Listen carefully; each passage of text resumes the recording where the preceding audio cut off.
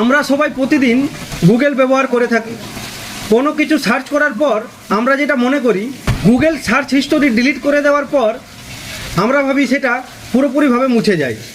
কিন্তু browser history delete করলেও Google আপনার সার্চ অ্যাক্টিভিটির একটি রেকর্ড আলাদাভাবে সংরক্ষণ করে রাখতে পারে।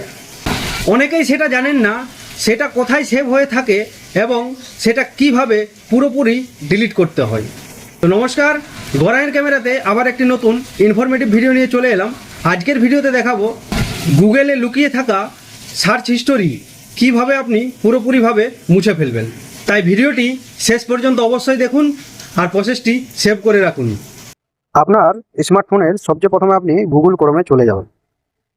যেই আপনি আপনার গুগল ক্রোমে গেলেন, এই যে তীর চিহ্নটা দেখতে পাচ্ছেন উপরে, এই তীর চিহ্নটাকে টাচ করবেন।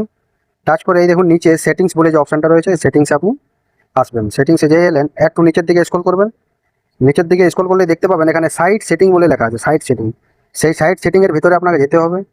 ওটার ভিতরে আপনি যখনই যাবেন, এবার একেবারে একদম লাস্ট দিকে চলে আসবেন। সব থেকে শেষে আছে দেখবেন ডাটা স্টোর।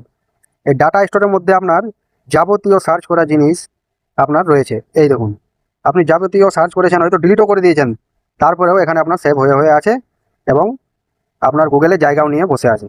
তো এখান থেকে যখন আপনি ডিলিট অল ডাটা করে দেবেন, তখন আপনার ক্রোম টোটালিভাবে খালি হয়ে যাবে, একদম স্টোরেজ খালি হয়ে যাবে, আর সার্চিং পুরো হিস্টোরিটাও ডিলিট হয়ে যাবে। তো এইভাবে আপনিও খুব সহজেই করে নিতে পারবেন।